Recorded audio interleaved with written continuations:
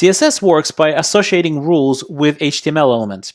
These rules govern how the content of specified elements should be displayed. And while styling an entire web page could be a pretty complex process, defining a simple CSS rule is fairly straightforward. So let's go over that.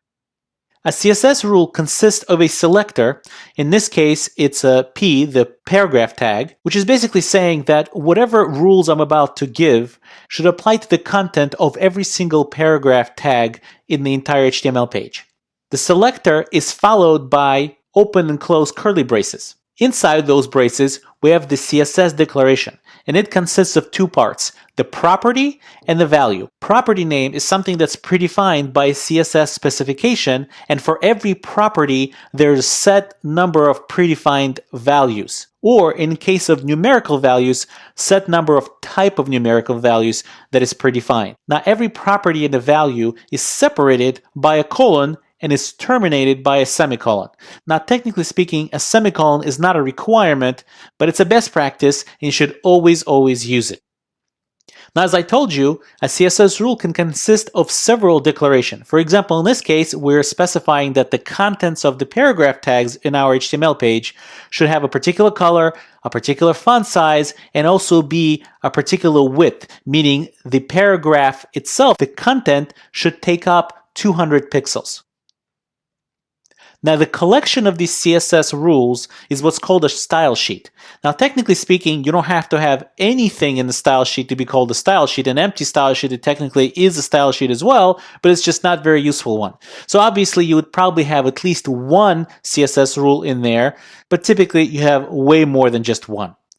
Okay, here I am in Sublime Text, and I'm looking at a file called cssyntax.html, and it's located in the Examples Lecture 12 folder.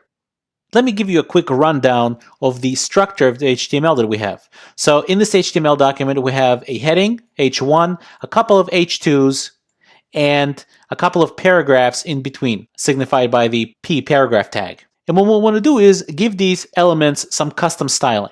So I'm going to place the styling, our style sheet, straight in the head section of our HTML document. Now, in later lecture, we'll talk about where CSS styles should really go for a real-world website, but for now, for convenience sake, we'll just put it straight in the head part of the document.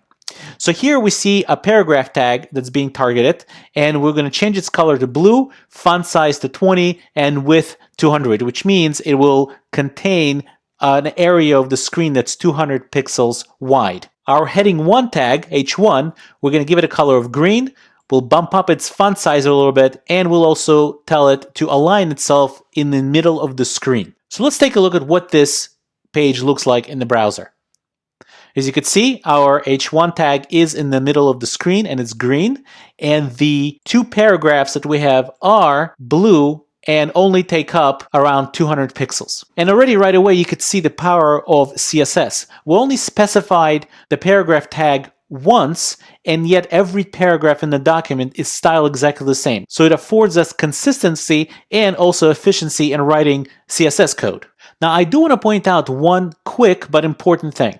If you take a look at this subheading 1 and then subheading 2, you can see that it is bold and it's a little bit bigger than the regular text would be. Now, where did that style come from? I certainly never specified what kind of styling to apply to essentially what is an H2 tag. Well, that styling came from the browser itself. Every browser comes with some default styles that it applies to different HTML elements. And H1, H2, and so on, and different other elements are very commonly styled by the browser itself. So a lot of times it's your job to really reset or override these styles and put the styles in that you would like your web page to have. So to summarize, we went over the syntax of a CSS rule. We talked about the selector part, the declaration part, and the property value pair. We also talked about combining these CSS rules into one to create a style sheet. Next, we're going to zero in on one part of the CSS rule declaration, and that is the selector. We're going to talk about different types of selectors, in particular, element, class, and ID selectors.